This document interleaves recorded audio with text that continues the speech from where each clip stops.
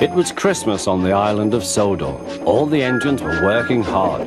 Thomas and Toby were busy carrying people and parcels up and down the branch line. Everyone was happy. Only the coaches, Annie and Clarabelle, were complaining. It's always the same before Christmas, they groaned. We feel so full, we feel so full. Oh, come on, said Thomas. Where's your festive spirit? Christmas Day is almost here.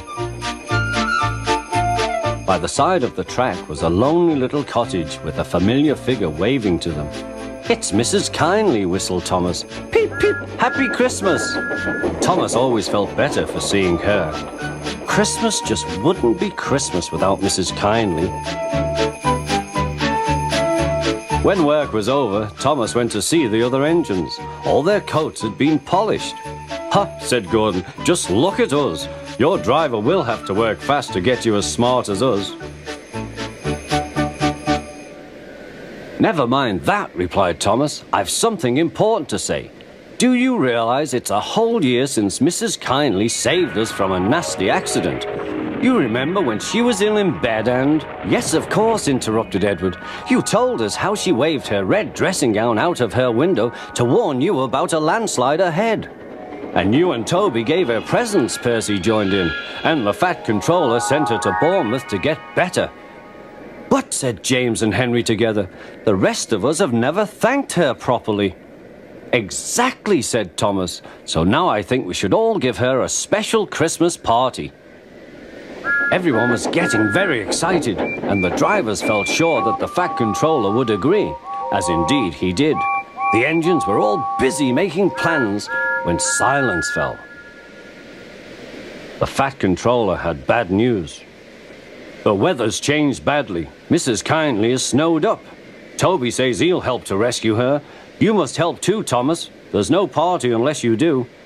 Thomas hated snow, but he said bravely, I'll try, sir. We must rescue her. We must. There's a good engine. You and Toby will manage splendidly.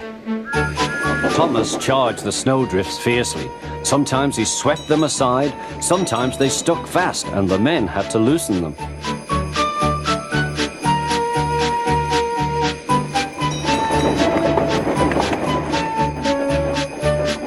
But at the cutting near the cottage, they could go no further. Look at that, exclaimed Thomas's fireman. Peep, peep, peep, here we are, whistled Thomas. An answering wave came from an upstairs window. Then they heard a familiar sound. That's Terence, said Thomas. He's come to help too. Sure enough, Terence had a snowplow and was working hard to clear a path to the railway line in safety. At long last, the rescue was complete. Percy took the tired workmen home. Terence said goodbye to Mrs. Kindly and promised to take care of her cottage as he watched them all set off. The engines made good time. No more snow had fallen, but the yard was dark. Thomas's heart sank. Suddenly, all the lights went on. What a marvelous sight awaited Mrs. Kindly. Well done, said the Fat Controller. I'm really proud of you all. Mrs. Kindly especially thanked the smaller engines. Thomas and Toby are all friends, she said. And now, Percy, you are my friend too. Percy was very pleased. 3 cheers for Mrs. Kindly, he called. Peep, peep, peep. They all whistled. We wish you a Merry Christmas. We wish you a Merry Christmas. We wish you a Merry Christmas and a Happy New Year.